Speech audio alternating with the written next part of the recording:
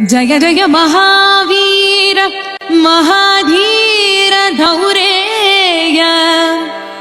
देवासुर समर समय समुदित निखिल निर्जर निर्धारित निरवधिक माहात्म्य दशवदन दमित दैवत परिषद अभ्यर्थित दाशरथि भाव दिनकर कुल कमल दिवाकर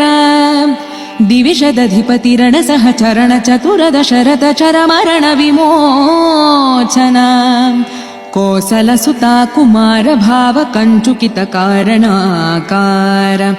कौमार केळि गोपागित कौशिकाध्वर ರಣಾಧ್ವರ दुर्य भव्य दिव्यास्त्र बृंद वंदित प्रणत जन विमत विमथन दुर्ललित दोर्ललिता तनुतर विशिख विताडन विघटित विशरारु शरारु ताटका ताटकेय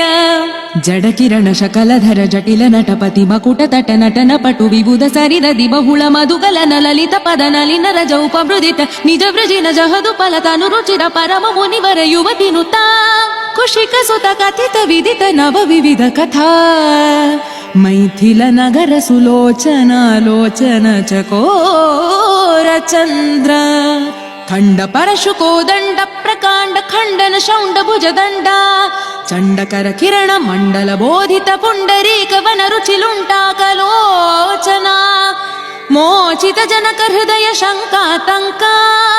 परिहृत निखिल नरपति वरण जनक दुहितृ कुज तट विहरण समुचित करतला शतकोटि शतगुण कठिन परशुधर मुनिवर कर धृत दुरवन मतम निज धनुराकर्षण प्रकाशित पारमेष्ट्या